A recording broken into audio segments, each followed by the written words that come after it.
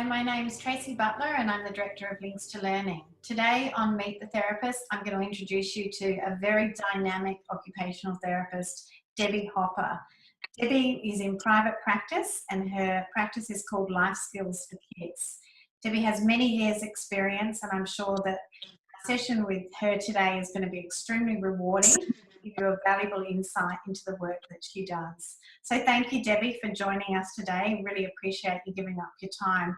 Can you share with us a little bit of information about your practice, Life Skills for Kids, when it was established and you know, what areas your passion lies in? Sure, thanks Tracy. It's great to be here. So I'm an occupational therapist and I am on the mid-north coast of New South Wales in Foster, and I've been in OT for about 20 years and I've had experience in the areas of adults and adolescent mental health and as well as paediatrics for the last 16, 17 years. So in that time I've seen the emergence of sensory processing, especially in mental health. And I noticed in my various sensory workshops that I was attending as an OT that there wasn't much education on the auditory part. And that's where I became really interested in the listening program because it really filled a gap in my practice. And now that I'm using that, often with the children I assess, the auditory part can be the missing link, the missing piece of the sensory puzzle, which was so exciting for me to come across a few years ago through Links to Learning and the listening program. Yeah, it's great to see you know, occupational therapists addressing auditory processing because I agree with you. There has been a gap there, and that awareness is growing, and it's people like yourselves that are addressing it and then providing that intervention to children that's really making a big difference.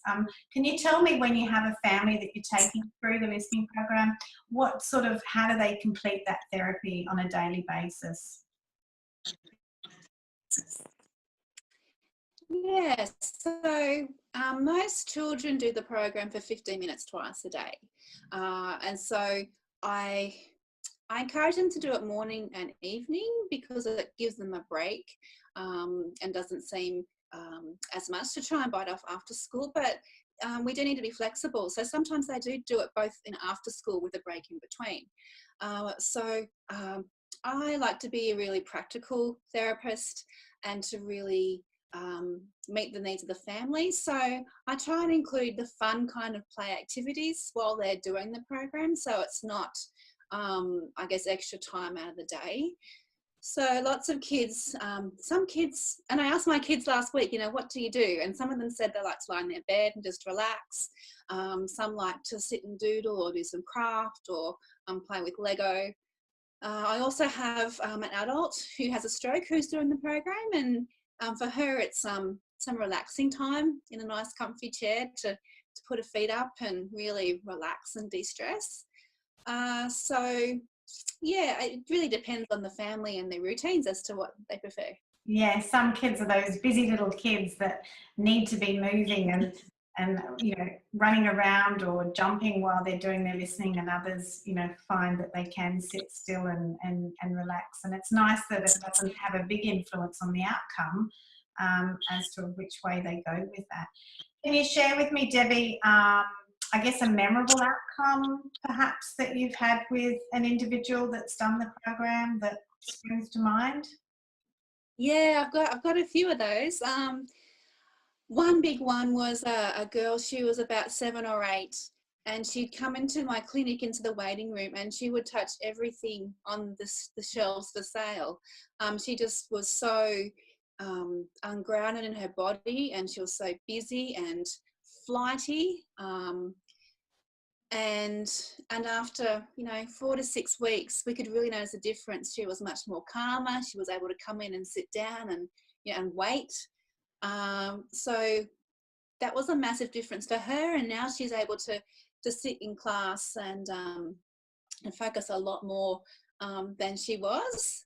So often they see better learning outcomes because she can focus and attend in the class.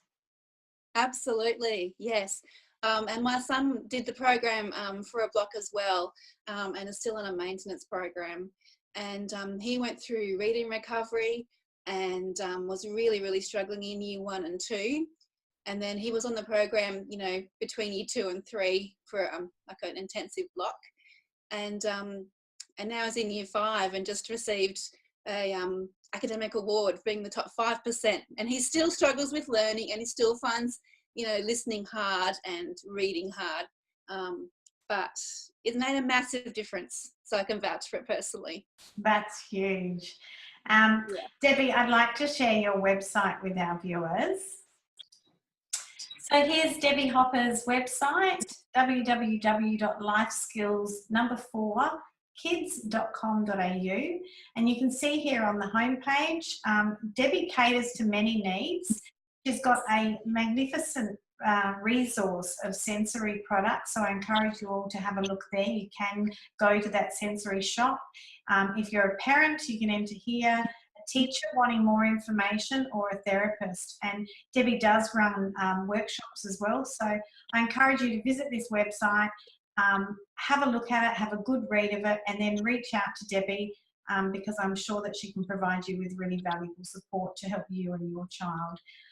Thank you, Debbie, for your valuable time today. Really appreciate you sharing it, and hopefully some of these families have learned something and they'll be reaching out to you. Thank you. No worries. Thanks, Tracy.